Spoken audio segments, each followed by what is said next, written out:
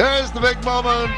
Najmul Hossain Shanto goes. গল টেস্টে শ্রীলঙ্কার বিপক্ষে ইতিহাস গড়লেন শান্ত, কিন্তু পিছু ছাড়েনি বিতর্ক। বলছিলাম বাংলাদেশের টেস্ট দলের অধিনায়ক নাজমুল হোসেন শান্তর কথা, যিনি ইতিহাস গড়েছেন। একটি নয়, বরং দুইটি ইনিংসে সেঞ্চুরি করে ঠাঁই করে নিয়েছেন ক্রিকেটের সবচেয়ে গর্বিত ক্লাবগুলোর একটিতে। তবুও ম্যাচ শেষে ভেসে উঠছে প্রশ্ন, এই ইতিহাসের বিনিময়ে কি ম্যাচটা হাতছাড়া করলেন শান্ত? 21 জুন দলের সবুজ মাঠে টেস্ট ক্রিকেট ইতিহাসে নিজের নাম নতুন করে লিখেন নাজমুল হোসেন শান্ত।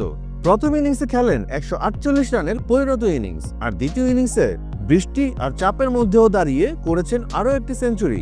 এই সেঞ্চুরিটা এসেছে 190 বলে 9টি চারে। সেঞ্চুরির শটটা ছিল এক নিখুঁত প্যাডেল সুইপ, যার পর শান্ত জানতেন এই ইনিংস শুধু ম্যাচ নয়, নিজের ক্যারিয়ারকেও নতুন উচ্চতায় নিয়ে যাবে। শান্ত এখন বাংলাদেশের প্রথম অধিনায়ক যিনি একই টেস্টে করেছেন জোড়া সেঞ্চুরি, আর তিনি এখন প্রথম বাংলাদেশি ব্যাটার যিনি দুইবার করেছেন এই কীর্তি, অর্থাৎ 2 ইনিংসেই সেঞ্চুরি। 2018 সালে মমিনুল হক আর 2023 সালে আফগানিস্তানের বিপক্ষে শান্ত নিজেই এই কীর্তি গড়েছিলেন একবার, কিন্তু এবার গড়ে ফেললেন এক অনন্য ইতিহাস। সব মিলিয়ে এটি তার 7ম টেস্ট সেঞ্চুরি। এই সেঞ্চুরি দিয়েই তিনি টপকে গেছেন মোহাম্মদ আশরাফুলকে। এখন তিনি বাংলাদেশের 4র্থ সর্বোচ্চ সেঞ্চুরিকারী, আর অধিনায়ক হিসেবে শান্তর এটি 3য় শতক। এখানে তিনি পিছিয়ে আছেন শুধু মুশফিকুর রহিমের কাছ থেকে, যার 4টি শতক ছিল। বাংলাদেশের দ্বিতীয় ইনিংস 6 উইকেটে 285 রান করে শান্ত ইনিংস ঘোষণা করেন। 2 ইনিংস মিলিয়ে লিড দাঁড়ায় 295 রানে।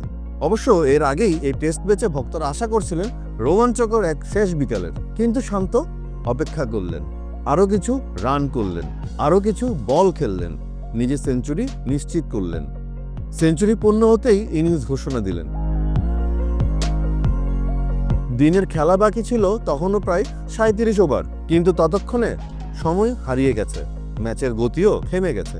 শ্রীলঙ্কা ব্যাট করতে নামে, কিন্তু 32 ওভারে 4 উইকেটে যখন 72 রান, তখন ম্যাচ ড্র ঘোষণা করা হয়। এখানেই উঠছে প্রশ্ন।